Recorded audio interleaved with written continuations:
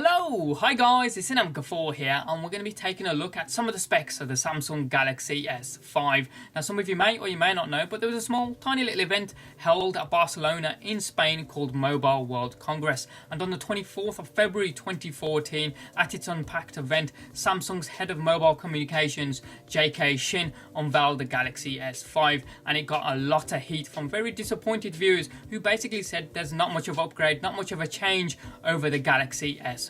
My first impressions were exactly the same. I was very disappointed because it looked exactly like the Galaxy S4. However, thinking about it, aren't all smartphones an evolution of a previous model of some sorts? Look at the last couple of generations of the iPhones, they all kind of look the same. The Xperia Z series, from the Xperia Z to the Z1, Z1 Compact, and even the Z2 all kind of look the same. The leaked pictures of the HTC M8 is an evolution of the HTC One. So should we really be all that disappointed, or should we have expected this? Beginning with the screen, first of all, the S5 has a 5.1 inch Super AMOLED Full HD capacitive touchscreen with a resolution of 1920 by 1080 and a density of 432 pixels per inch. And you'll be forgiven for thinking that seems as if it's lower than the Galaxy S4, and you'd be right. The resolution is exactly the same as the S4, however it's been spread over a bigger screen, being the 5.1 inches, so that density number is ever so slightly lower and not quite the 2K resolution that we were expecting either.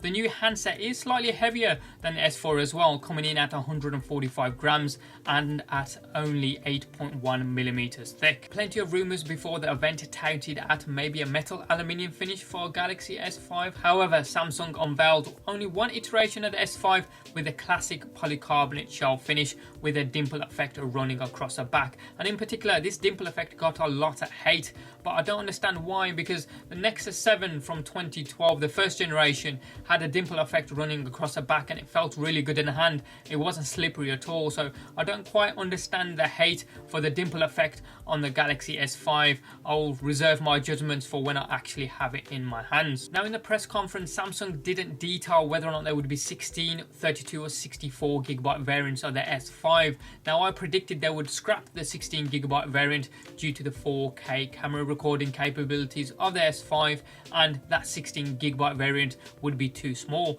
However, I have been reading up online that they will be including a 16 gigabyte variant, which is a little bit strange because, as I say, if you're going to be recording in 4K resolution using the rear facing camera, then that's going to eat up the internal storage space really quickly. Speaking of the camera, as we predicted, it has a 16 megapixel rear facing shooter capable of recording ultra high definition video at 4K resolutions. Now Samsung state this has the fastest autofocus on any smartphone at 0.3, and also includes that HDR mode for video as well as still images as well. Now I welcome this feature for video because it was missing on the Galaxy S4. On the S4, HDR mode only worked for still images only, which meant in poor lighting conditions, the S4 lost out to the HTC One as well as the Sony Xperia Z. Not forgetting about the front-facing camera, which incorporates a 2.1 megapixel sensor. Now, as predicted, Samsung has incorporated a USB 3.0 port for ultra-high data transfer speeds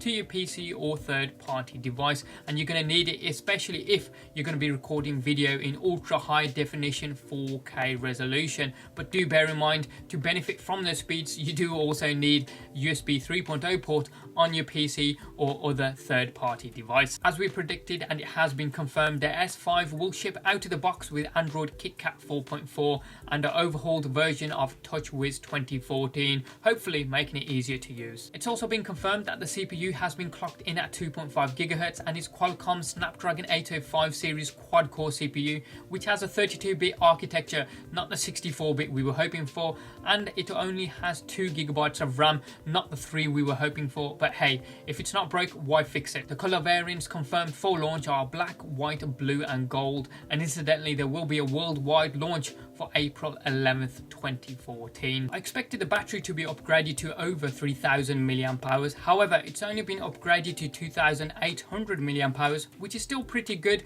considering it's still removable and that the device has now been given an IP67 water and dust resistant rating, which basically means you can fully submerge it in up to a meter of water for 30 minutes at a time and it will still function perfectly normally. I'm also intrigued with the new ultra power saving mode. Apparently when the device hits 10% power remaining, the screen defaults to black and white, all third-party apps are shut down, so you're only left with voice calls and text messages, and apparently it will last an additional 24 hours on that remaining 10%, so we'll see how that works in reality. As well as all the other bells and whistles that you would expect, it has been confirmed a fingerprint sensor scanner has been included in the home button, not just to unlock the device but to also encrypt payment transactions, as well as a kid mode. But didn't I see that on the HTC One?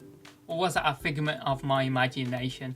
As well as a heartbeat monitor on the back of the unit just below the camera as well. There we go folks, that's been a look at some of the specs for the Samsung Galaxy S5. Let me know in the comment section down below what you think. Were you disappointed like me initially, or are you still disappointed considering the entire device virtually has been overhauled, or were we just simply expecting way too much? As ever, hit me up down below, give us a thumbs up if you like this video and you like what you saw, and if you haven't already done so, hit subscribe, it's just down there, it doesn't cost you a single penny, and you can also check out some of our forthcoming videos. Thanks for watching, have a wicked day, and we'll see you next time.